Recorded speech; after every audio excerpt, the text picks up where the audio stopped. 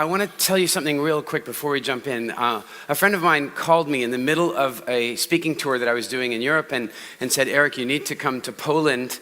There's a big marketing conference and they need you to come and speak as a favor. And I said, I'm on a tour. I don't have any time at all. And they said, well, do you have any days off? And I said, well, I have one day off just to recharge my batteries, but I'm speaking every single day. And they said, well, what's the day off you have? And I said, it's this day. And they go, well, that's the day they want you to come. And I said, no. I said, no, problem. It's a problem. I'm not doing it.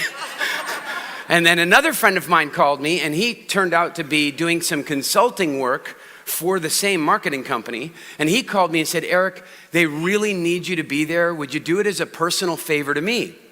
So now I have two of my friends asking me to do them a favor to go to this event in Poland. And I'm not interested in doing it, but now two friends have asked me, I agree to do it. So I fly off to Poland. I get to the airport. I get to my hotel, and they tell me that a car is going to come pick me up at my hotel. And when the car picks me up at the hotel, it'll take me to the conference center. I'm supposed to be on stage at 12, and they tell me the car is going to pick me up at 11. That's not ideal. You know, it's not ideal. But look, they're running the show. I do what they tell me. The car comes to pick me up at 11, but they don't send a car, you understand? They don't send like a car. They send a taxi. Now, I'm not snobby. I'm okay to go in a taxi. The trouble is that the taxi, when we get there, doesn't know where to take me. So like we get to the conference center, and it's one of these giant conference centers where there's halls, and some of the halls are bigger than this entire building. And I don't know which hall even I have to go to. And it takes us about 35 minutes to get there. So now I have to be on stage in like 20 minutes, and the taxi just drops me. And it's like, it could be a 20-minute walk away. I just don't know. And so I'm running around trying to figure this out, thinking, why did I do this favor for my friends? I should be relaxing right now. I should be recharging my batteries. I should be putting on my own oxygen mask. Is that true? Yes. Absolutely. So I finally find the hall. I run in, and there's a registration area. And the registration area says like regular tickets, VIP tickets, and speakers. So which lineup should I go to? Clearly. But I go to that lineup, there's nobody in it, but there's nobody working at that part of the table. So the woman who's right there working at the VIP section, I say, hi, I'm a speaker, I need to register. She goes, oh, that person's on a break, just join the line for the VIPs. Well, there's like 6 people in that line, and I've been watching her, and it takes her about 4 minutes per person to register them. And I'm like, I go, okay, I can do that, but it's taking you 4 minutes per person to register. And that's going to take you 24 minutes, and I'm supposed to be on stage in 8 minutes. What do you think we should do? She goes, maybe I should register you right now. So she registers me and then gets a woman to come over, and the woman comes over to take me to the main hall where the conference is. We get over there. I'm like, I have to pretty much walk onto the stage. We get into the room. It's this huge theater-style room with the elevated seating and the control booths at the top with people in them. But the one thing was missing. The audience. There was like nobody in there. There's like 12 or 15 people. And by the way, were they all sitting right here? No, 2 over there, 1 over there, 1 more over there. Like they're scattered around. And I turn and I go, where are the people? You know, I'm here doing you a favor. Where are the people? And she goes, oh, they're expecting you. They'll walk in once you get started. I'm like, really? And I know that they have all the networking area and the display booths, and there are people out there. There's 1,200 people there, but they're not in here. And I go, well, when did the conference start, the speaking part? And she says, this morning. I said, oh, are we on a break right now? And she goes, no, it's happening right now. There's a woman on the stage. I'm standing down here, and there's the stage. It's much higher. And that's the first moment I look up, and that's the moment I realize that there's a woman on the stage speaking. I've been in the room for 5 minutes and I couldn't even notice, and neither could the 15 people. The 15 people are checking on Facebook. They're looking for the bottom of the Facebook wall. Have any of you found it? Anybody? They're looking for it. They're gonna injure their thumb looking for the bottom of the Facebook wall. And so that's when I realized that the woman is on the stage, and I'm going, there's 15 people, I wanna leave. I do not want to be here. I'm doing these people a favor. I'm not charging a fee. It's not, I don't have programs and stuff in Poland to be marketing. Like there's a favor, and I just want to go. but I've agreed to be there, so I'm going to go. And I go, well, where's the microphone? You know, I'm scheduled to speak for 3.5 hours, and I'm frustrated, and I go, okay, where's the microphone? And she goes, it's the guy over there. Now, the room was much bigger than this room, much wider, and the guy with the microphone was way over at the other side of the room.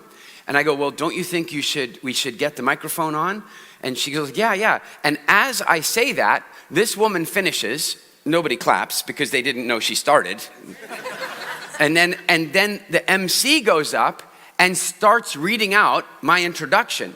I don't have a microphone. And I'm like, she says, yeah, the guy's coming. He's on his way. And now, have any of you climbed Kilimanjaro? Anybody? Yeah, like you will know the word pole pole. It means slowly. This is the way that you walk up Kilimanjaro.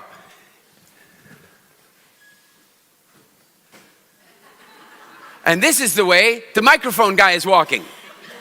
And I'm way over there. There's no way he's going to get to me in time. And as he gets to about here, the woman goes, and please welcome to the stage, Eric Edmeades.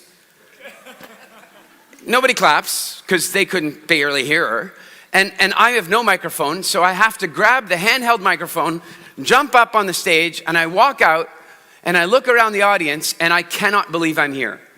I am, for the first time in my speaking career, I am dreading being on stage. I don't want to be there. I just want to go to my hotel room, have a nice bath, relax, read a book, not be here. And I look out at these 15 people, and I'm standing there looking at them. They're looking at me, and we're all wondering what's going to happen. And I suddenly think to myself, what would I do if one of my clients, one of my students asked me what to do in this situation? Like, what if one of my students was on the stage, they took out their phone, and they go, Eric, I'm on stage, and this is everything that's happened, and I don't know what to do right now. And I would know exactly what to do. I go, I know what I'd tell them to do, but I'm not doing it. I'm not doing it. And then I thought, oh God, that's not who I am as a teacher. I really try to practice what I preach. So if I think they should do it, I'm going to have to do it. And I stop and I go, all right, guys. By the way, a handheld microphone. How much does one of those things weigh? It depends on how long you have to hold it for. 3.5 hours, the thing gets pretty heavy. So I'm starting, I can't believe this. And I go, all right. I think that in order for me to help you, I'm going to have to prove to you that I know something about marketing. You came here to learn about marketing, and there's nobody in the room. That doesn't say good things about me, does it? Do I have their attention at this point? Yeah, they're kind of going, wow, that's an interesting thing to say. And I go, and I think the only way that I'm going to be able to get you to hear the important information that I have for you today is if I can get this room full of people. If I can get this room full of people, then you'll probably pay attention for the whole 3.5 hours. Isn't that true? And now, are they intrigued now? So I'm like, so I'm going to do that, and you're going to help me. And they're like, what? And I said, this is what's going to happen. In a moment, I'm going to count. I'm going to count down from 3. And when I get to 1, you're all going to jump up. By this point, there's now about 25 people in 1,200 seats. And I go, I'm going to count from 3 down to 1. And when I get to 1, you're all going to jump up, and you're all going to clap and laugh and scream really loudly. And then the people will come in. And here's the thing. I know some of you are thinking, I'm not doing that. And the reason you're thinking, I'm not doing that, is that you think you're going to look stupid. But the problem is, the other 14, 15, 20, whatever, the other people are going to do it. So when you don't do it, you're going to look stupid. Are you ready? I said. They said yes. And I said, all right. Now, the reason I'm telling you this is there's some people out there that think that the phone call they're on right now, they think that the conversation they're having about the Guns N' Roses concert is more important than what's happening in this room, and I'm telling you that it's not. And so when I count down from 3 to 1, we're going to do the exact same thing. Does that sound good? Yeah. All right. I walked up in front, and I said, let's do it. 3, 2, 1, go! Oh my God, that's incredible! Oh, it's so funny! You guys, that's amazing! Holy cow, I can't believe it! I don't even know what to think of it! That's so amazing!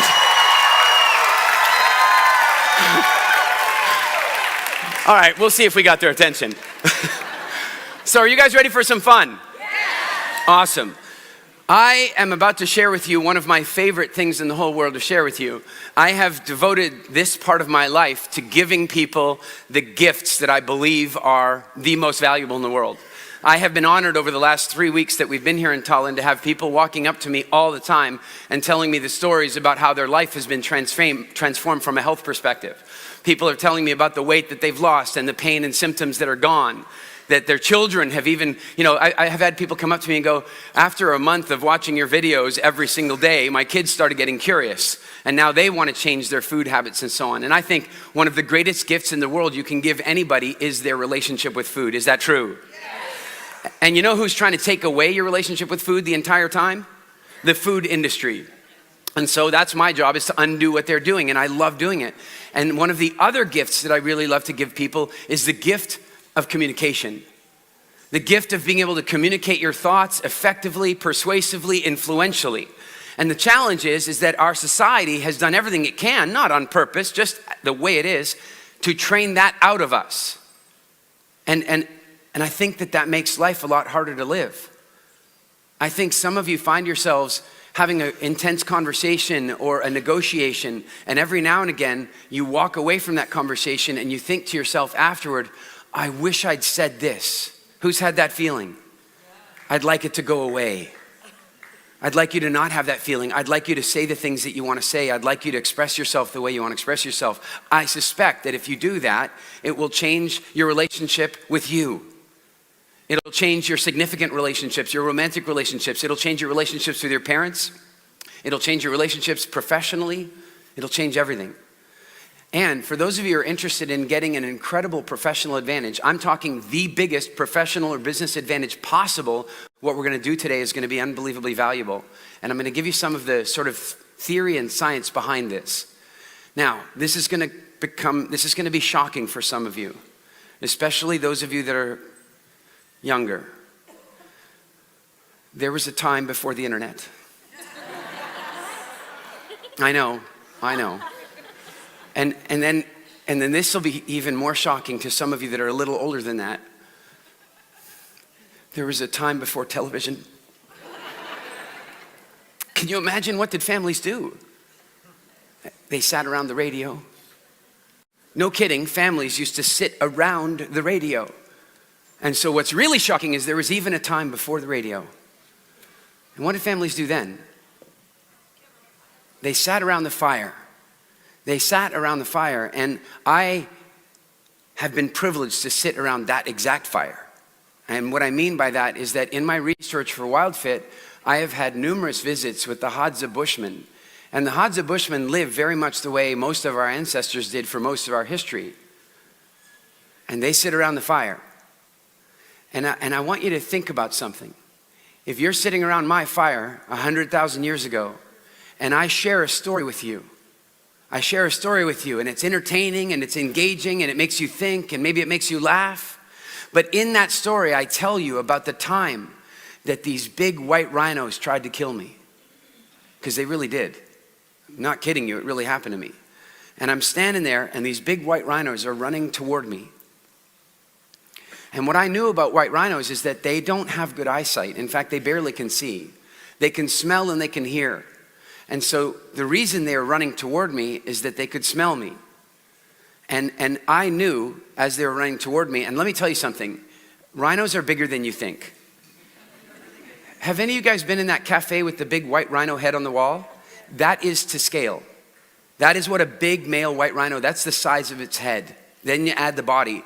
And they're way faster than you would think. And when two of them are running toward you, this is basically how it feels in your feet. They're running toward you and you're doing this. Because they're shaking the ground. What does every inch of my being want to do when they're running toward me? Run. But I know that if I run, they're going to hear my footsteps and that's going to give them the ability to follow me. And if I let them follow me with those big horns, I'm going to get some interesting piercings. Not good, right? And so instead of running, I stood there and stared them down and waited. And they got about 15 feet from me and they stopped. And they turned around and walked back into the bush. And then they got curious again when the wind shifted directly. They came running again at me. And then they got about 10 feet, 3 meters. And then they stopped again. And they walked away. If I had run, I would be dead today. Or certainly I would have interesting piercings one way or the other. And so Imagine that we're sitting around the fire and I share that story with you. And a week later, you're off in the bush picking berries, doing whatever you want to be doing, and 2 white rhinos come running at you. And you suddenly remember, oh my God, I'm supposed to just stand still. And you stand still, and it saves your life. Whose fire do you want to sit around for the rest of your life? Do you understand? This is why we have this thing called the stage effect. For millions of years, your survival and your ability to thrive was completely dependent upon the stories being told around your campfire. It was the most valuable thing there was. Nothing could be more valuable than you sitting around the fire and hearing the stories. And you started listening to these stories when you were 2 and 3 years old. And by the way, can 2-year-olds understand even though they can't speak? Can they understand? Everything. They understand everything. The other day, I've got my little girl here in Tallinn with me and my little boy who's not so little. My boy is 20 years old and my little girl's 2 years old. And so they don't get to spend much time with each other. And so they're hanging out. And I go to Zoe, I go, Zoe, do you love Daniel? And she goes, and I go, Daniel's your brother. And she goes, and I go, that means Daniel, that I'm Daniel's daddy too. And she goes, she understands it all. And so we're sitting around the fire listening to these stories, and they are making it possible for us to survive the most difficult circumstances. And they're making it possible for us to thrive in the most difficult circumstances. And so our DNA loves stories. That's why Hollywood will spend $200 million making it. Do you understand that? Think about that. They will spend $200 million creating a story, and they won't begin to see any revenue on that story until after the $200 million is spent. It's risky, but they know that we like stories. We like stories because it is the primary operating system of the body. And once you begin to recognize that stories are the best way to write information in, then you can look at history and recognize that it's completely true. Every great revolution, whether it's a political revolution, a war uprising, a technological revolution, has been preceded by great speeches and great oration. I remember reading that President Roosevelt was trying to pass some legislation through the US Congress, and none of the congressmen would vote for this because it had to do with changing their lives. It was legislation about congressmen, and they didn't want to change it. And he was getting nowhere. And then he recognized that the world had changed and he could speak directly to the people. Radio, town halls. And so he started doing that. He started giving speeches. And do you know what's amazing is when they put that legislation in front of Congress, it passed with only 3 dissenting votes because he'd gone directly to the people. Speaking is one of the most powerful things we can create in the world. And by the way, can powerful things be used for both good and bad? Adolf Hitler gave 8,000 speeches. He knew exactly what he was doing. He wrote in his book, Mein Kampf, many years before World War II, he wrote in that book, essentially, that the microphone was more powerful than the pen, that speaking was more powerful than writing. That if you really wanted to stimulate people, if you really wanted to change their hearts and minds, you did it with great stories, you did it with great speeches. Speaking is one of the most powerful forces there is in our society. It creates an advantage in business and your professional life that is far past any other advantage. Here, let's test out a few things. Are you aware that in American corporate world, and I imagine this is probably fairly consistent in the westernized, civilized corporate world, in the American corporate world, people make slightly more money for each inch they are taller. Did you know that? They actually make slightly more money. They're more inclined to get the promotion. They're more inclined to make the sale, slightly more taller. And then, by the way, is there a gender pay gap issue? Yes. And so there are all kinds of little tweaks in our society that are little optimizations. The gender pay gap, how big is that these days, they say? They say it's about 10%. It's about 10%. But if you remove the fact that, for example, it came out, do you guys know that Uber pays male drivers more than they pay female drivers? What? Yeah. Okay, this is the way statistics lie. Female drivers choose not to drive as many hours, and they choose not to drive during peak hours, and they choose not to drive in dangerous neighborhoods. And so Uber doesn't pay them any less. Uber pays them exactly the same. They choose to do things differently. Women choose not to take jobs where they die. Men die in the workforce something like 7 times more often than women do. And so when you remove all that stuff, the gender pay gap closes a little. It's still there, but it closes a little. Does that make sense? But these tiny little professional advantages, that height or maleness or whatever, they're tiny. But the most massive advantage you can give yourself in the corporate world and in the entrepreneur space is to be able to speak. If an inch of extra height can make you 0.01% more income, being a speaker, being comfortable sharing your ideas, being influential in the way you communicate can triple or more your income. It obliterates all other advantages. It is the most powerful thing you can do for your professional life. The problem is, we don't. Because we're afraid. And the crazy part of it is not one of you was born afraid. Not one of you. Now, because I understand this whole fear, what we did before you guys came in here this morning is we took 15 envelopes. 15 envelopes, and we wrote in those envelopes a few words, a couple of questions.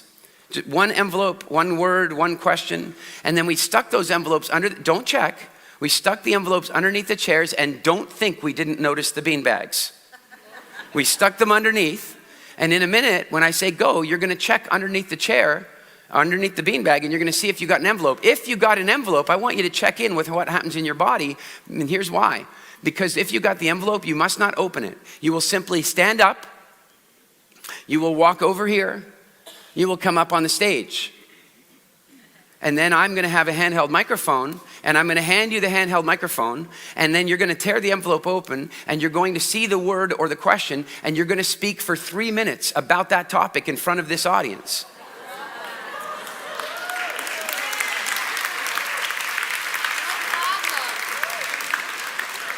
I will tell you that one of the words is orgasm. Another word that's in there is Brexit. Another word that's in there, Donald Trump. So, who's ready? Go ahead and check. Okay, stop it. There are no envelopes.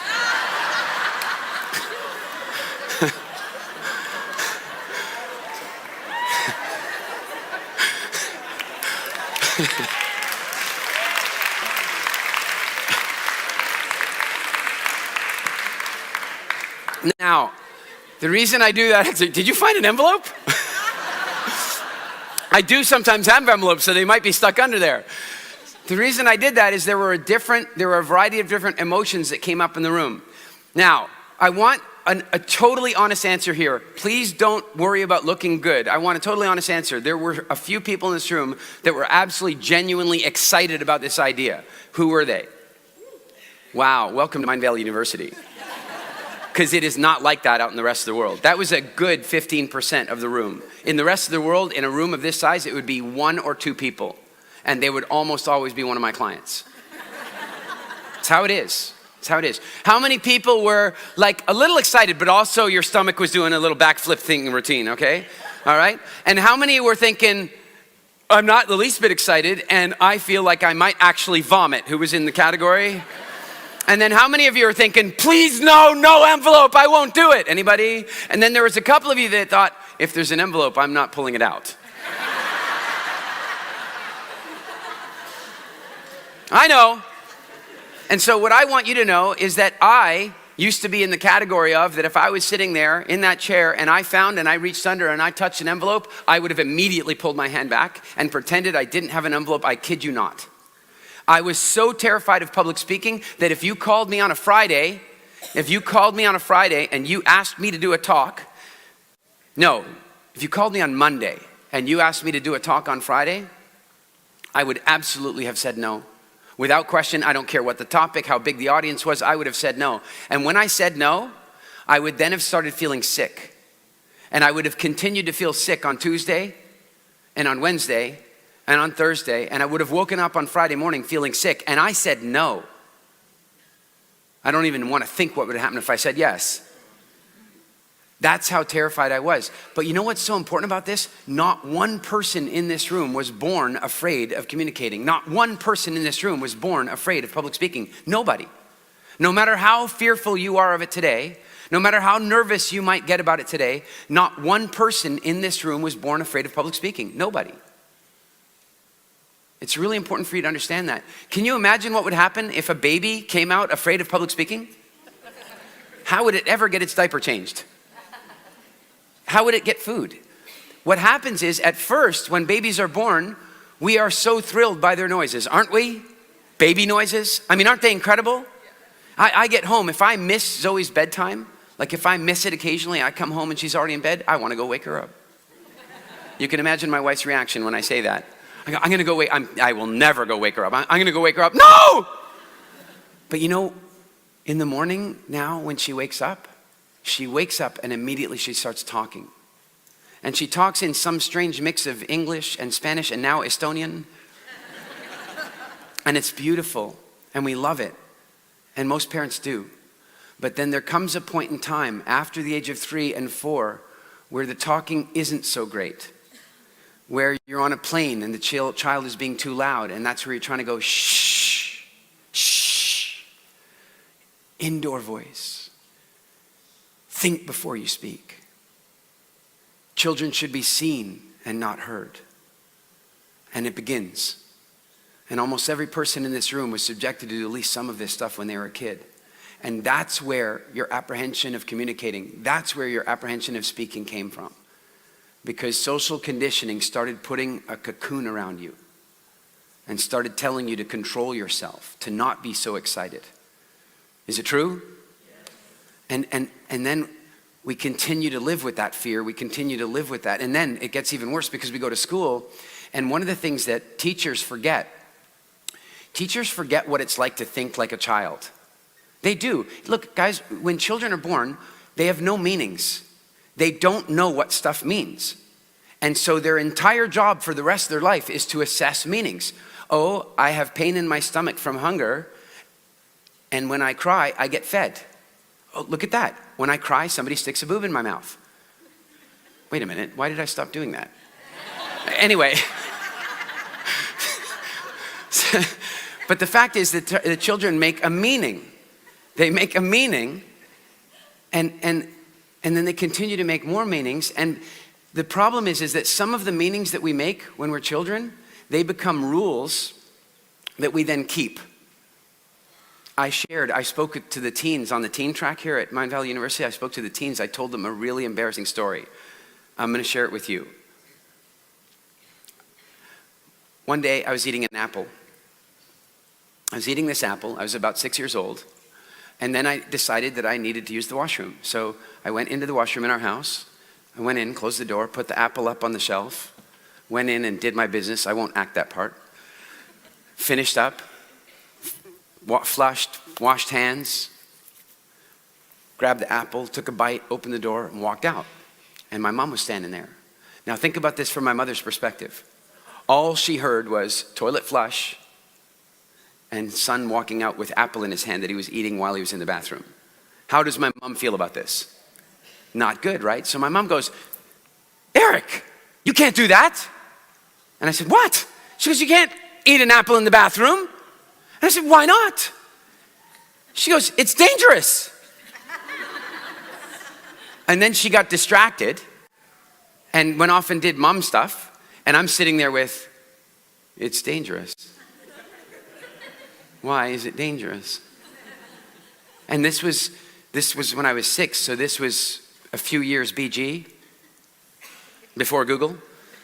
And so I couldn't go, why is eating an apple while you go to the toilet dangerous? I couldn't do that. The question was just in my head. And do you remember, back in the days before you could just ask the universe for the question, did you ever have that thing where you had a question bouncing around in your head, bouncing around, and it's like the rest of your life kind of got filtered through that question?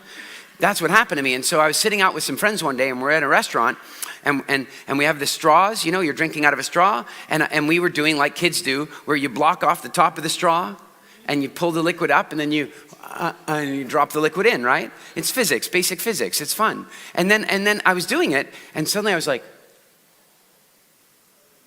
oh wait, if you block off the bottom of the straw, the liquid won't come out. If you block off the bottom and the top, the liquid won't come out. if you block off the top but you open the bottom, that's the bizarre part, right? You block off the top and it won't run out the bottom. Maybe we're the same. Maybe the danger is that if you swallow and open the top, at the same time that you poop and open the bottom, you just fall out. I figured it out. She's right, it's bloody dangerous. I won't be doing that again. I'm telling you, for months after that, I could be chewing gum, just chewing gum, and I go to the bathroom and go, oh, get rid of that gum. Wouldn't want to have an accident, where I slipped out of myself. And so children are doing stuff like that all the time. Is it true? And so we forget that. And so you're in a class and you're teaching, if you're a teacher, and you want to teach the children a bunch of things. You want to teach them the curriculum, but you also want to teach them how to learn. Is it true? And so you're teaching the class and you recognize that one of the students, JB, is just not paying attention. All distracted by her recent nuptials. She's just not paying any attention to my class. And so how am I going to teach her the lesson to pay attention? How am I going to teach her? I'm going to call on her. You see, what I'm going to do is I'm going to teach something, like I'm going to teach the great story of the War of 1812. Most of you that are from America have no idea about this war, but this is where America decided to invade Canada and take over. They invaded Canada with numbers 7-1. 7-1 they invaded Canada. And by the way, Canada burnt the White House. Did you hear Donald Trump talking about this recently? The war did not go so well for the United States, and I could teach you all about how they invaded Canada in the War of 1812. And then at some point during the lesson, I am, as the teacher, going to go, I have some questions. When did the War of 1812 happen? And a number of students are going to raise their hands. Which students are going to raise their hands? The ones that have been paying attention and know the answer. Teachers will typically not call on the children that have raised their hands. The teachers, when they ask you a question like that, it's just a poll. They just want to know how many of you got it.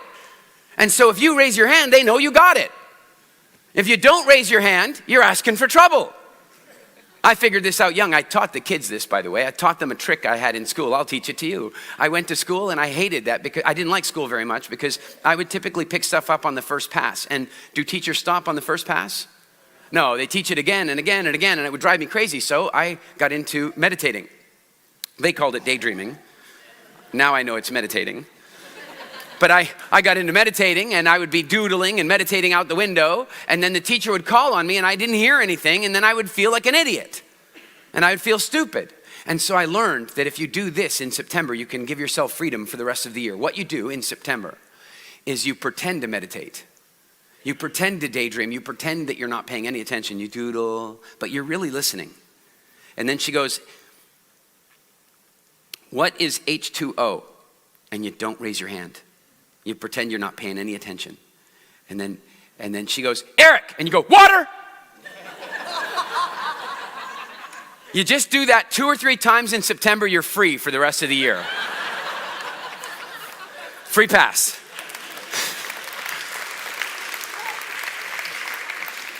Now the trouble is that when children do this, when teachers do this, what they're trying to do is teach JB the lesson. They're going, when was the War of 1812? JB doesn't raise her hand. JB, when was the War of 1812? JB wasn't paying attention. Now in that moment, is she maybe going to get startled? If she gets startled, what kind of chemicals is her body going to produce? Cortisol, adrenaline even. And if she produces cortisol and adrenaline, here's something that a lot of people don't talk about, but the minute you start producing cortisol and adrenaline, you step back in time in your brain. You go to the more primitive parts of your brain. The more scared you are, the more primitive you go. The idea is if you're scared, you become pessimistic. It's safer that way. You see, if you're walking along in Africa and you suddenly see some lion tracks, that'll startle you. Tell me, it's happened to me. It'll definitely startle you. And in that moment, every rock that could be a lion starts looking like a lion. Is that true? Is that safer than mistaking a lion for a rock? Of course it is. And so when we have some adrenaline and cortisol, we become slightly more pessimistic and we lose touch with our proper brain. And so in that moment, even if she knew when the War of 1812 started, the answer is in the question after all, she might not know it. Is that possible? And so I go, JB, when was the War of 1812? And she's like, 1814? And now she's just done something called public speaking in front of one of the most difficult audiences in the world, children. Children are the toughest audience ever. Children are not nice. Come on, I'm not talking about your kids. I'm not talking about my kids. I'm talking about the rest of them. They're not nice. When are JB's classmates going to remember, or when are they going to forget that she made this mistake? When? Never. JB goes off to Palo Alto. She starts the next big .com company. She's a billionaire. She flies to her 25th anniversary, high school anniversary. She arrives in a private jet. Limousine picks her up. She's got all the jewelry and the cool stuff and the great clothes. And she shows up at her reunion and she walks in the door and they go, "Look, guys, it's 1814. Because they're never going to forget. But the real problem is that the teacher intended to teach JB the lesson, pay attention in my class. But the lesson JB got that day was, public speaking is freaking terrifying. And for the rest of her life, maybe, she's nervous every time somebody hands her a microphone. Every time somebody asks her to do a toast or prepare a conversation. And this is what's happened to so many of you as well at various points. I will tell you that I was so terrified that it would make me sick to even think about speaking. But the transition I've gone through over the last 20 years has completely changed my life because of the stage effect. I'm going to share some things with you. When I was 15 years old, I was homeless. And when I say homeless, I should point out that I was living in a place called Edmonton. And it was winter. Now, some of you live in places that you think of as cold, but you've not been to Edmonton. I will tell you that in Edmonton in the wintertime, it is absolutely routine for it to be minus 30 degrees, minus 40 degrees. And for those of you that are Americans that are wondering what that means in Fahrenheit, minus 40 is the same in both. It means fatally cold. And if I look at my life from that starting point, if I look at my life from being a homeless teenager on the streets of Edmonton, Alberta, to the things that I've achieved in my life since, and I'll give you some examples some of you know. I was invited one day to do a tour of the original Industrial Light and Magic movie studios. For those of you who are not familiar with Industrial Light and Magic, it is the special effects shop that George Lucas created to make Star Wars. And one day I was offered a chance to go do a tour of these studios. And when I got there, I found out some interesting things, that George Lucas had sold the studios to some private guys that were running it for about 3 years, and they weren't running it very well. And they were trying to raise money from investors for all kinds of cool movie technology and 3D technology. And I watched one of their investor pitches, and it was atrocious. I mean, it was bad. It was the don't invest in my company presentation. It was terrible. And so I'm sitting down with everybody afterward, and I'm not saying anything because I'm just a friend. I'm just a guest here. And then Gavin, my friend, says, "Eric, what are your thoughts on the way we should do this?" And I'm like, "Gavin, I don't want to offer my thoughts. I'm not from the movie industry. I don't want to do this." I wasn't nervous of public speaking, you see. I just didn't want to crash in on their party. And then they said, "Well, why does, Eric, what's your opinion?" And I said, "Do you guys really want the truth? Like, do you really want the truth?" And many of you will know this about me. How many of you have been to any of my seminars? Anybody? Am I nice? I'm not nice. And what I mean by that is that you might ask me a question, and the first thing I'm going to ask you is, do you really want to know? And so that's what I said to them, do you really want to know? And they go, yeah, we really want to know. And I said, well, the presentation sucked. I mean, it was bad. It was really bad. And they said, why? And I said, well, because of this, and this, and this, and this. And then at the end of my talk, I braced myself because I basically expected them to kick me out. And they said, we have another group of investors coming in this afternoon. Would you give the presentation? No problem. I thought it was a big problem. What do you even? And I'm not kidding you. 2 hours later, I'm standing on a stage in the George Lucas Theater, 140 seating private theater where THX Sound was debuted. And I'm standing in the theater and there are investors in there and I'm giving the pitch. And then the investors at the end of the pitch, here's what they say. If we invest, will Eric stay and run the company? I'm on a tour. This is a very, you know when you go to the tours and they try to make it really realistic, you know? They've made this one really realistic. In the end, the investors decided not to invest, and I got talking to my friends, and I went to the owners one day, and I said, look, I think you guys are in a lot more trouble than you're letting on, and here's my offer, and I offered to buy the company, and they said no. And so I flew home, and I was living in the Caribbean, in Turks and Caicos, and I flew home, and I got a phone call almost the minute I walked in my front door, and they said, would you come back? And I said, why? And they go, because we want to take your offer. And I ended up buying the studio, and the first thing we did after that was work on Avatar, and then we worked on Pirates of the Caribbean, and Transformers, and Elysium. And then from that company, we started a really cool company that literally built life-saving technology for the US military. We literally saved lives. And that only happened because I had become comfortable with speaking. I got another phone call one day and they said, Eric, could you come and do a talk here in Vancouver, Canada? And I said, that's great. I don't think I've spoken. I left Canada when I was in my mid-20s and I'd love to come back and do a talk in Canada. And I gave this talk. And at the end of my talk, the woman says, would you come back and do another talk during the Olympics? I'm like, sure, that'd be great.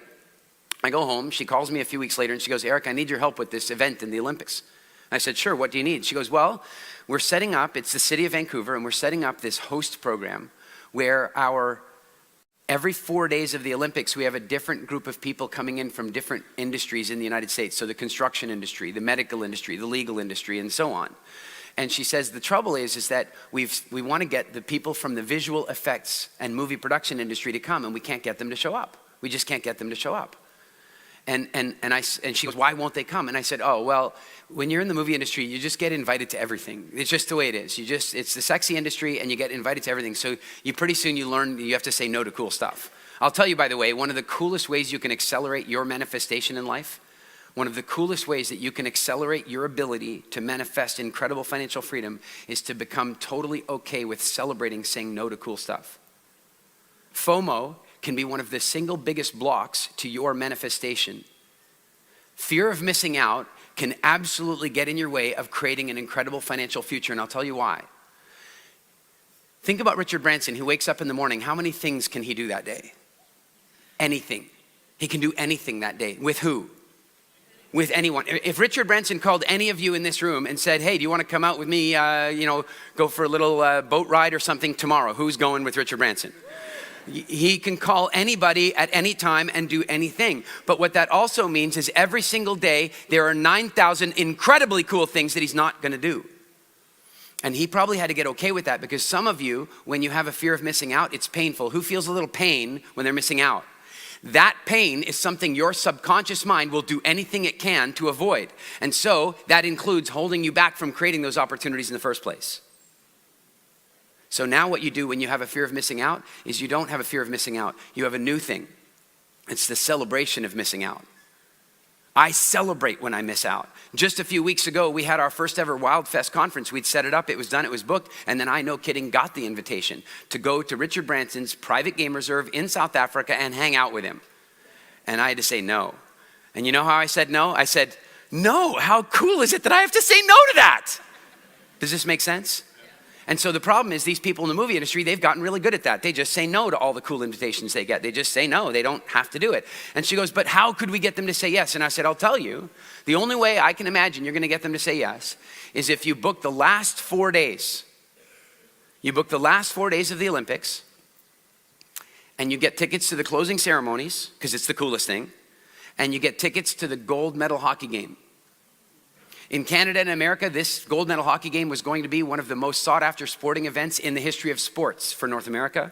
And the woman said to me, that is never going to happen. Never going to happen. Those tickets are the hottest tickets in the Olympics. We're never going to make it happen. And I said, I know. That's why I said, do you really want to know? That's the only way you're going to make it happen. She calls me back 2 days later and she goes, we got them. She goes, we got a block of tickets and we got them in the coolest section. Right there in the club section, we got tickets. Will you be there? What was my answer? Yes, absolutely, I will be there. I wouldn't even want to say no problem in case she only heard the first word, right? Absolutely, I will be there. And then the rest of the industry showed up because we'd made it so cool. Then I went to go do a presentation because that's why I was there. I gave a presentation, 15 minutes. Not motivation, not inspiration, just boring ass stuff about the film industry. Just stuff about how the work we did on Avatar went and how 3D technology is changing the movie industry. Nothing exciting. And then all of a sudden, this guy walks up to me, Hu Bo, Chinese guy from Shanghai. He was one of the producers of the Beijing Olympics. And the way the Olympics work is that the last city helps the next city produce. So he was there helping Vancouver produce the Olympics. So he happened to be at my talk. He walks up to me and he goes, Eric, that talk was fantastic. He says, it's the best one I've seen in the whole program. He says, I'm working on a movie right now, a big feature, a movie about the Sun Tzu's Art of War scrolls. And it's gonna be like a $200 million movie. It's gonna be like Avatar. And the government has already agreed to fund it, but they've told us that we need to fund a smaller movie first to prove that we can make one. He says, do you have any 3D movies that you would like funding for? Even if I didn't, I just go to the bathroom, grab a toilet roll, and write the damn thing. I mean, if somebody's offering you funding for your movie, yes, you have a movie. Just practice. I just want you to practice with me. Right now, how many of you right now do have a movie? Okay, just a few of you. No, just wait. Actually. Now I'd say something different. I've got money for somebody who has a movie to produce. How many of you have a movie to make? Excellent answer. Excellent answer. 2 months later, he sent us $250,000 to go into development on a project we were working on. Why did that happen? Because I'd overcome my rubbish, I'd overcome the garbage, and I'd gotten comfortable with speaking. It has opened so many doors for me that I can't even begin to tell you. Who wants to know my recipe for getting on stage at A-Fest? Anybody want to know that one? I don't know, that didn't seem like there was a lot of excitement for that. I'll tell you the way it worked. Some of you have studied inceptive marketing with me. So here's what happened. I had made a decision, not only that I wanted to get on stage at A-Fest, but I'd made a decision that I wanted my products published on the Mindvalley platform. Here's the bizarre bit though. At the same time that I made that decision, Vision had made a different decision. And that was that Mindvalley no longer wanted to produce quantity. They wanted to focus completely on quality. They wanted best of breed authors. In other words, they were going from 80 authors down to 14 authors. And I had made the decision that I wanted to be one of those 14 authors. Does this sound like an easy goal? No. And so let's back up. When we talk about marketing, when we talk about influence, it doesn't work like it used to in the 80s. In the 80s, what you did for influence was you just talked about how good you were. You talked about your features and benefits. You talked about how great you were. You advertised yourself. That does not work anymore. Do we agree? It's over. And now what we have to do if we want to influence people is we have to think about them. We have to think about them. We have to think about them and talk to them about, in fact, I want to do a funny little thing. I need some parents. I need parents. I need parents that are sitting beside each other. Are you sitting beside each other? Have we played this game before? Okay, good. They are now my parents. And I am a 14-year-old child. And I would very much like to go to Disney World. Now, in the traditional world of children, how am I going to convince mom and dad that I get to go to Disney World? How am I going to do it? Help me out, coach me on the traditional world. How would I do it? I'm going to go tell them what I want, right? I really, really want to go to Disneyland. Say no. No. Now what do I try now? Begging, please. I'll clean my room, bribery. Is it true? Right? And then, guilt. But all the cool parents are sending their kids. Will kids do this stuff? Absolutely. Well, I'll tell you something. You might think that kids do this stuff. I've seen some of your websites. You're doing this. You're just talking about you on the website. I want you to buy my product. Let me tell you how great my product is. You're not giving them value. So if I think of it differently, wait a minute, who's my ideal target market? My parents, aren't they? All right, so if I want to influence them, I need to learn everything I can about them. What are my parents worried about? What are they thinking about? They're thinking about me. They're thinking about, am I safe? They want to make sure I don't get somebody pregnant, that I don't have the police bring me home. They're thinking that I want to get a good education. Is this all true? All right, now, my parents are thinking about that stuff. Got it. Hey, mom, dad, are you having good breakfast?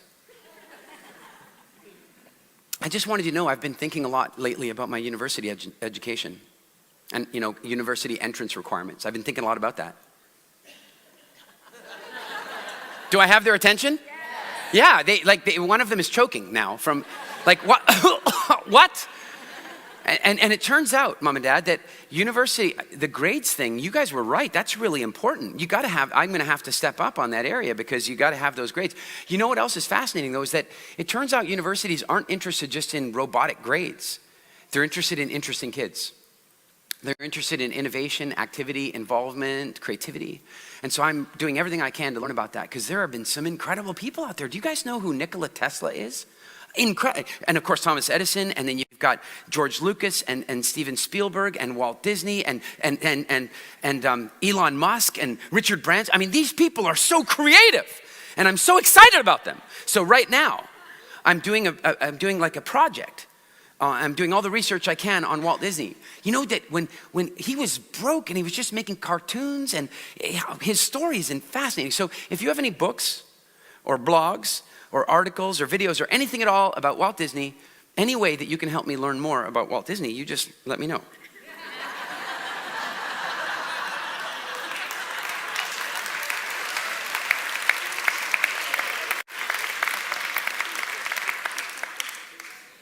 Whose idea is it going to be?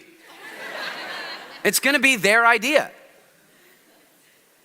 It's going to be their idea. And I think a lot about this because most of us these days are so uncomfortable with communicating that we don't have time to think about our communication before we communicate. Isn't it true? I am a big fan of having really clear strategic objectives before I communicate. Before I walk on stage, I have a list of strategic objectives. One of them is always to have fun. It's always like that for me. I won't go on stage if it isn't fun, ever since Poland. By the way, in Poland, did I end up having fun? Yeah, because it was one of my strategic objectives. And so one of the problems is that if you're nervous and you're freaked out and you're afraid, it's hard to think strategically, because most people, many people in this room even, if they were told, hey, you have to give a presentation in front of hundreds of people, your biggest strategic objective is survival. Isn't it true? It's just to get through it. It's just to get to the other side. In fact, some of you will come up and you'll do a presentation and you'll do really well. You'll make people laugh. You'll give some good ideas. You'll walk off the stage and you'll have instant stage amnesia. You'll forget everything you said. Who's had that experience? That's adrenaline and cortisol. When you walk up on stage with adrenaline and cortisol, you mess it up. And you don't give yourself a chance to learn. So I'm going to give you a clue, one of the biggest clues you can have in starting to get really comfortable with being on the stage. Never ever tell the audience that you're nervous. Never ever show them with your body that you're nervous. Never let them hear in your voice that you're nervous. Don't do it. How many of you have gone out to do a talk, you've been a little nervous, you've really kicked butt, like you've actually done really well. Once you got into it, you made them laugh, you started to feel pretty good, and then you got off the stage and it was good. And then people come up to you and told you how good it was, and yet somehow you were still nervous the next time. Who's had that experience? The reason you had that experience is that you came off the stage and you walked around and people came up to you and they told you what a great job you did, and you didn't believe them. You didn't believe them because you showed them that you were nervous. And so because you showed them that you were nervous, you believe that their praise of you, that their warm words for you are platitudes and lies. What you have to do is you have to recognize that if you tell them you're nervous, the reason you're doing it, the reason that you're saying, oh gosh, I'm a little nervous today, is you're fishing. That's why you're doing it. You're fishing because you're afraid you might not do that well. You want to set their expectations lower, and that way they're going to give you better feedback. But the problem is the feedback will only feel good. It's like a drug. That feedback is like snorting a line of cocaine. It'll feel good for a minute and it'll mess up your life. Please never let them see you nervous. I had this woman, Jessica. She came to one of my very first ever speaking academies. She came to the academy, and before she came, by the way, she was so scared that even signing up, her hands were shaking. She was so terrified to be there. And then she did the program and became incredibly comfortable and super proficient at speaking. And so sometime later, I used to offer this service where people could send me videos and I would do a video breakdown of their talk for them. And so I did that for her. She sent me one of her videos and I'm watching the video and she rocked it. She did this incredible talk on mindfulness. Beautiful talk, beautifully delivered. And she came to the very end of the talk and then she did something that told the audience how hard it was for her. How nervous she was. It was subtle. It was super subtle. I don't know if I'm going to show it to you. You might not even see it. It was so subtle. But it kind of went like this. She finished her talk. She, no kidding, got a standing ovation. And at the end of the standing ovation, just see if you can see it. It was a little, like, you know, in poker, you have the tell. You know, when you're trying to bluff, you have the tell. And so she just gave it away a little bit. Here it was. Everybody's clapping and she goes like this. Did you see it? I couldn't believe it. I'm watching the video going, no, you did this perfect talk. And if she just held on, if she just stood there and accepted the applause, then when the people came up and told her how much ass she kicked, how well she did, she would have believed them. But just that one stupid little thing, she won't believe any of them. No.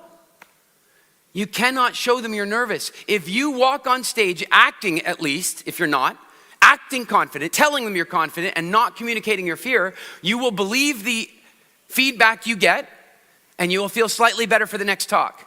And then you'll do your next talk and you will believe the feedback you get and you will feel slightly better by the next talk. 5 talks later, you will not be nervous anymore. You will let it go. Does this sound sensible to you? I went to speak at my very first A-Fest event, coming back to my strategy on how to get there.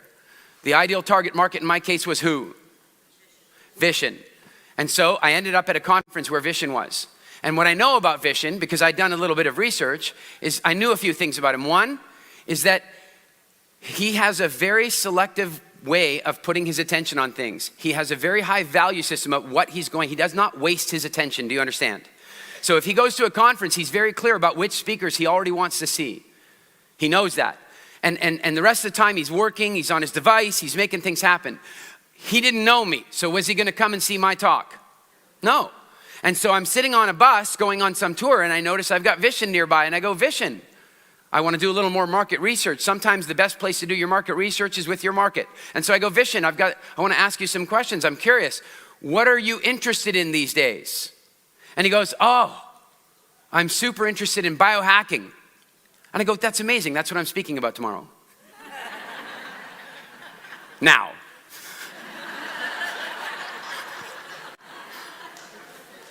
Know your ideal target market and then give them what they want.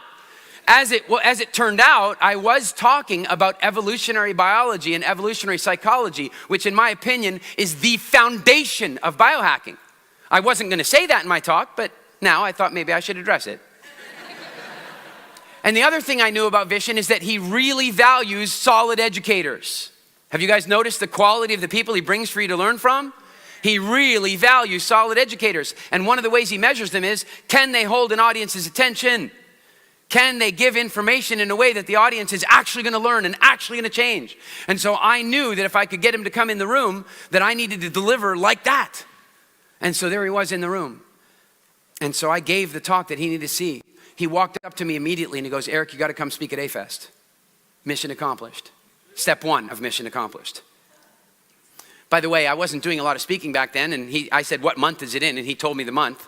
And I said, yes, because I didn't have anything in my calendar. I was like, yeah, okay, I'd do it. And then another guy, because I had done so well, walked up to me, Colin, and he goes, Eric, can you speak at our conference in Vancouver? And I'm like, what month is it? Same month. I'm like, yeah, what are the odds that, yeah, I'll be there. Same weekend. One event's in Vancouver, Canada, and the other one's in Mykonos, Greece. So, close.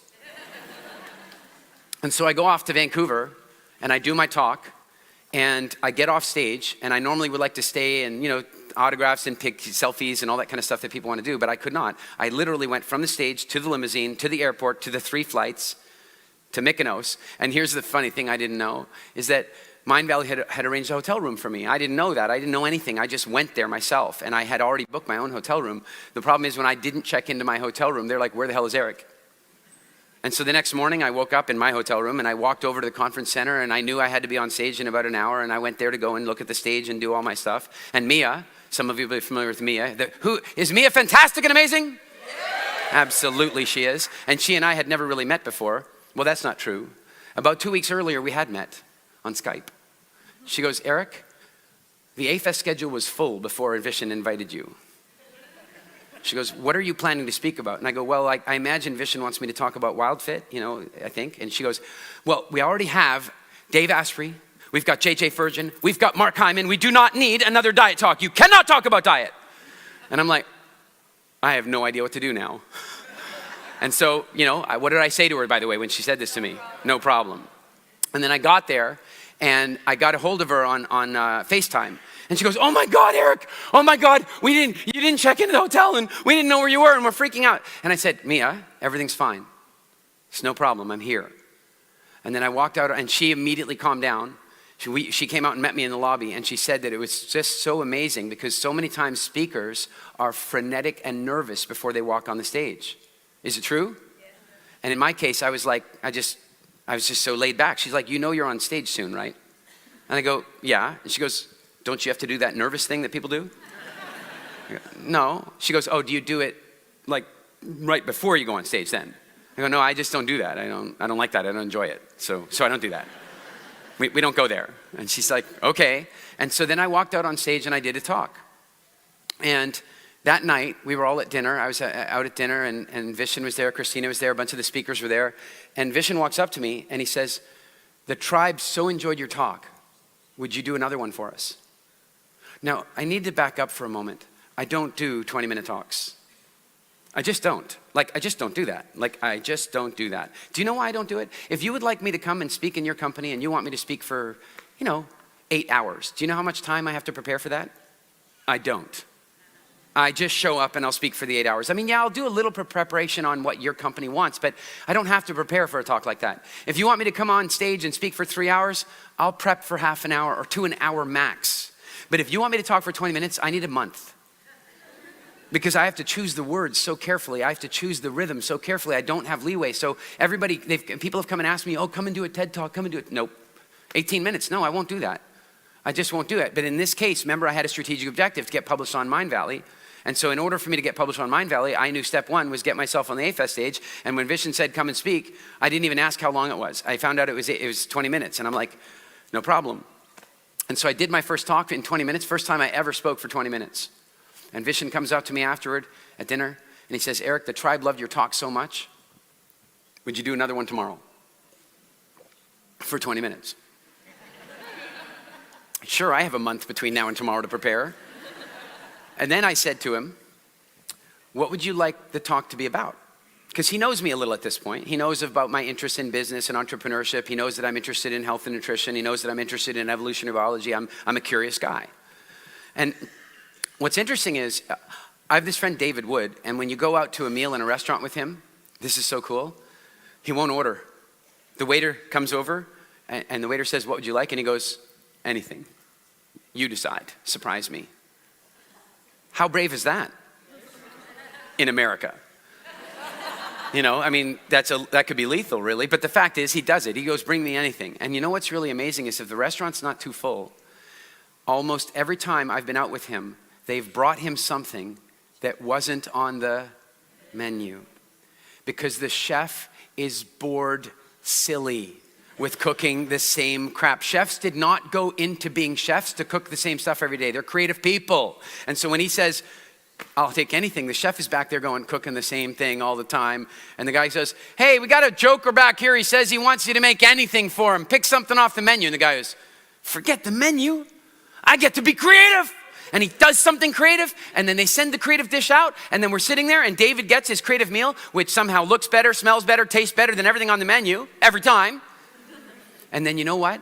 Almost every time the chef comes out and greets us at the table in his hat, the whole deal, and he says, I want to know how the meal was. Is that a rich experience? It really is. And I think our whole job in our lives is really to have rich experiences. And I love the way he did that. And so when I said to Vishen, what would you like me to speak about? Vishen says this to me, I kid you not. And I want you to understand, Mindvalley controls things tightly to make sure they're delivering the high. Every minute is accounted for. First of all, I don't know where he found an extra 20 minutes for me. You never have an extra 20 minutes at a conference, ever. Because speakers quite often go overtime, which, by the way, you should never do. Not ever should you go overtime. But sometimes speakers do, and they shouldn't. But the problem is, conferences never have a spare 20 minutes. I'm amazed at where this has come from. It turns out, he told me later, that he took it out of his presentation for me. And so then I said to him again, I said, well, what would you like me to speak about? And this is what he said to me. Anything you want. I don't have to go from the menu. I went back to my hotel room and I said, oh my God, what could I do? This is so incredible. And then I broke one of my most incredible rules, and that is never, ever break a topic out in front of a fresh audience. You practice stuff, right? Forget that. I'm going to do something amazing. And I'd been working on a project. I've been working on this book called The Hindsight Window, and it's something I was super excited about, and I decided that's what I'm going to do. And the project had been mostly being worked on in my journal and my book, and I hadn't really thought much of it, and I suddenly thought, wow, if I'm going to go talk about the Hindsight Window in front of all these people, I better register hindsightwindow.com now. So I went off and registered the domain that night, no kidding, and then I went out on stage. And I started like this, and I don't remember it completely word for word. But basically, I walked out on stage and I looked out at all these incredible people, and they were so warm to me. I'd already been on stage the day before. And I walked out and I said, I am so excited about this next talk. I want to tell you that I believe this talk is going to have a major impact on you, and you are going to remember it for years to come. Was I nervous? Not at all. Not at all. That was my truth. My truth was I believed I was about to give a talk that was going to change their lives in 20 minutes. That it was a talk that they would remember for years to come. And do you know that I have had, and still to this day, 2 years later, about once a week, somebody still writes to me now because they see it online, and they tell me, Eric, your talk changed my life. But even bigger than that, after I gave my talk and I bumped into people, because one of the things I love so much about A-Fest is that at a lot of conferences, you kind of, as a speaker, you kind of come in, you do your thing, and you're out. But at A-Fest, it's like community, right? So that means for the next couple days, I'm on the beach, I'm out on a catamaran, and I'm hanging out with the audience, and I get to hear from them. And you know what? People came up and told me, they're like, oh my God, Eric, you really touched me. I really enjoyed your talk. It was so funny. It was engaging, blah, blah, blah. They're telling me all this stuff, and I am believing them because I wasn't nervous. It's so important that you do not show the audience your nerves. Does this make sense to you? Now, couple more things I want to share with you about getting super comfortable with being on stage. Super, super comfortable. One of them is that your breathing has everything to do with how safe you feel. The way you breathe has everything to do with how safe you feel as a human being. And I believe that this is a design of the Homo sapiens frame. And it works like this. You've got lungs. And at the top of your lungs, the little hairs that extract oxygen from the air you breathe are more sparse up here. And they're more dense in the lower part of your lungs. Now, if you didn't know our history, you might think this is a terrible idea, right? Yeah, I mean, you might think this is a terrible idea because where do people spend most of their time breathing? Up here. They breathe up here all the time. The trouble is when you breathe up here, you don't get quite enough oxygen. And if you don't get quite enough oxygen, your brain gets oxygen starved, and then that triggers cortisol and adrenaline production. It's by design, though.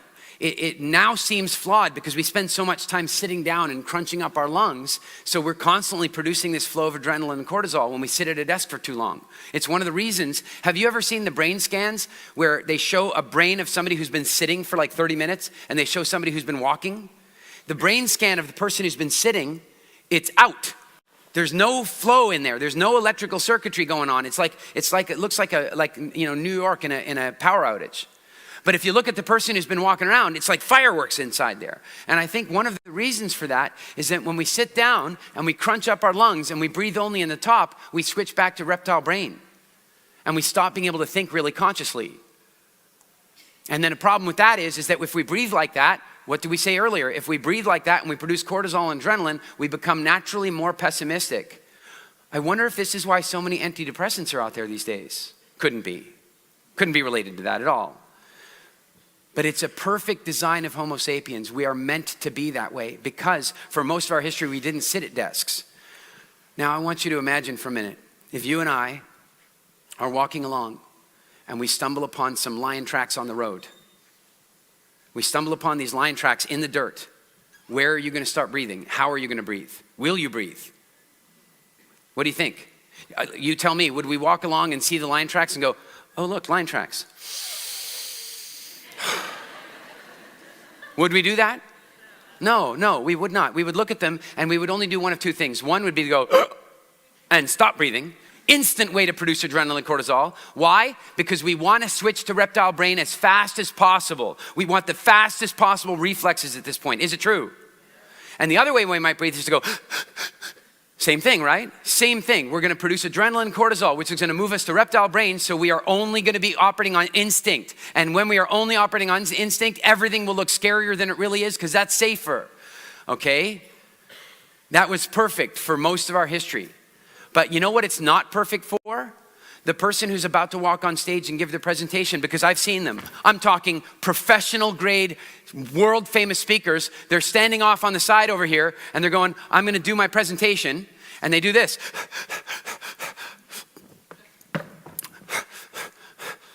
And they're breathing like this the whole time. Ooh, I feel scared now doing it myself. Don't do it. I want you to know that when you breathe really fully, you communicate to your DNA that your environment is safe. This is one of the reasons that meditation is so incredibly powerful. We can talk about esoteric things and energies flowing around the universe. Yeah, fine. We can also talk about the practical reality of this machine. And this machine likes it when you breathe fully, because in nature, the only time you would ever breathe fully is when there was nothing around to threaten you. Does this make sense? And so before you walk on the stage, while you're preparing for your talk, you breathe fully. When you breathe fully, you will make your body feel safe. Next thing is your eyes. They say the eyes are the windows to the soul. Well, I would put to you that the eyes are also absolutely connected to your sense of well-being. When you are afraid, you use your eyes in a very focused way. Again, we walk along, we see the lion tracks. Will we gaze at them or will we stare at them? You go, oh, look, lion tracks. No, it's going to be lion tracks. What do we want to know right now? Quick, what do we want to know? What direction are they going in? That's useful. How about how big are they? Do you have any idea? How many of you have ever seen a lion like in a zoo or something? They're bigger with no glass. How many of you seen a lion from a 4x4 in Africa? Aren't they bigger in the 4? How many of you have seen a lion walking along? Few of you, hey? You're just walking. You're walking, and there's a lion there. Your DNA knows what a lion is. Quite a few of your ancestors were digested by lions. So your DNA knows. And so you look at that lion print, you want to know how fast, what direction is it going in? How big is the lion? How many lions are in the pride? Do they have cubs with them? And by the way, most importantly of all, how fresh are they?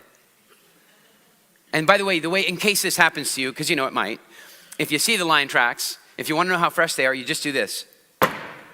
And then if sand trickles in, then they're within 15 minutes. And at that point, your eyes are not going to gaze at either. They're not going to gaze in. Oh, look, the lions are going that way. Oh, cool. Your eyes are going to go, zoom, zoom, zoom, zoom, zoom. And they're going to look for everything. Well, guess what? When people make themselves nervous, they start doing that with the audience. And they start looking around like this super fast and focusing in on stuff. And they make themselves afraid. I want to share with you a really powerful distinction.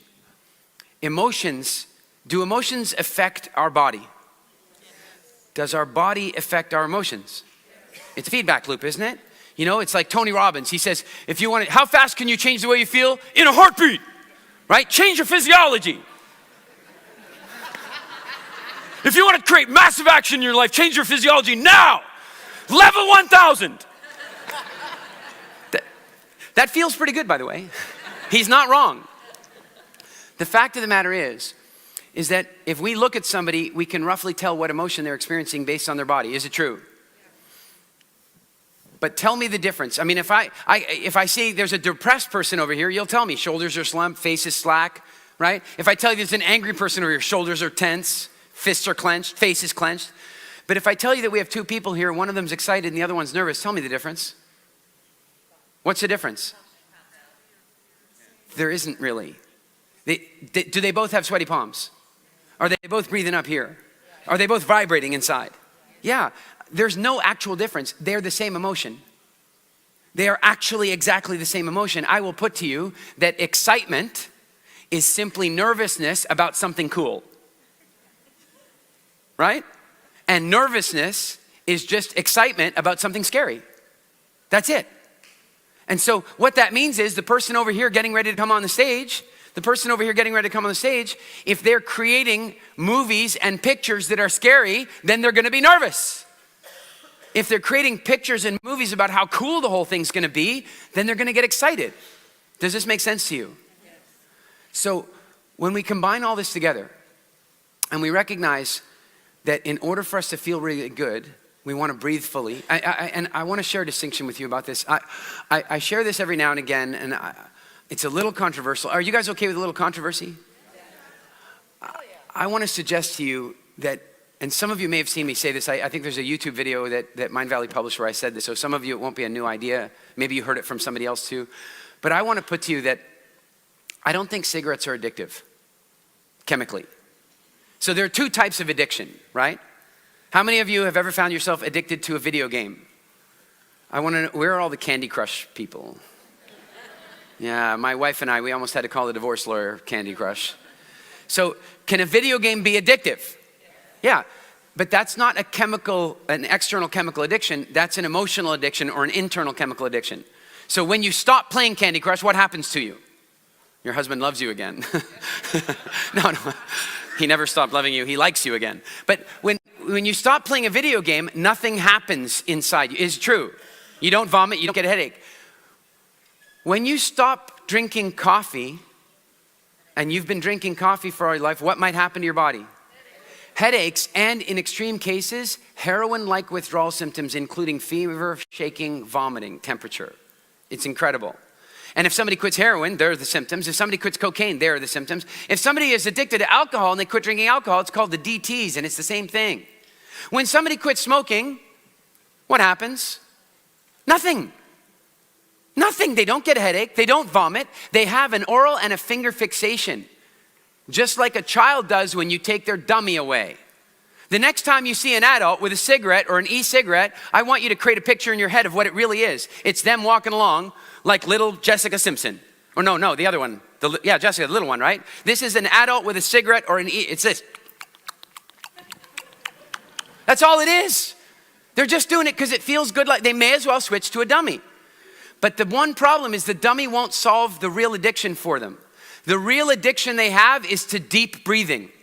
That's the addiction they have.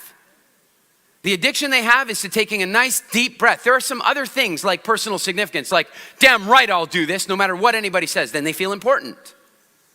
By the way, it might kill you. There's some adventure. But the biggest thing that they're really addicted to is the deep breath. Because when you take a big lung-filled deep breath of air, your body knows that the environment is safe. You would not take that big lung-fill of air if there was a lion or a hyena or a snake or a spider or a lawyer.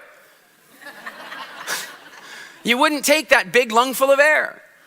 And so what happens, come on, grab a cigarette with me. Put whatever in it you want, but grab a cigarette.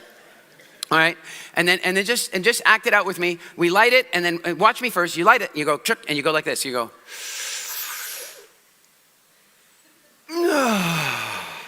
Okay, everybody do this with me. Ready? Here we go.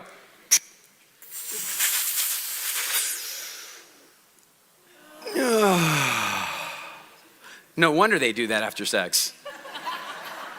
I mean, doesn't that feel good? Breathing like that will make you feel calm. So what I want you to think about is anytime you need to go on stage, there are a bunch of things that are going to make you feel better. Breathing deeply, using your eyes in a soft, gazing way. When a bushman is sitting in Africa making stone tools or carving an arrow, he's gazing out at the horizon and then looking down and gazing out. If there was a threat, he would stare. If he's relaxed, he will gaze. So we breathe deeply. We gaze. We see it coming out beautifully. We never let the audience see us nervous. And the last thing that is so important is we start the talk with a predictable laugh. How many of you have ever done a talk and the minute you got the audience to laugh the first time, you instantly felt better? Who's had that experience? So why not? And many of us have had the experience by accident. But what if we did it on purpose? My friend Jack Canfield, do you know what he does? He's so funny. What he'll do before he goes on stage is he'll have slides of all the funniest comics he's seen for the last couple of months. And he just plays the slides and everybody starts laughing. He didn't even have to say a word yet. But he feels good, they feel good. What a great warm-up act. I saw Eddie Izzard. Eddie Izzard, the comedian, he created the first ever public Twitter wall that I saw at an event. He put this huge screen up with the Twitter feed so the audience could write to him on Twitter. And they put it publicly. And it was hilarious, the things people wrote. The audience had tears down their face. The audience was the opening act. He found a way to make them laugh. And so what I want to suggest to you is that the last piece for you is to be predictable in that first bit. Know exactly what you're going to say so that you can create a predictive response from the audience in the first 30 seconds. Does that make sense?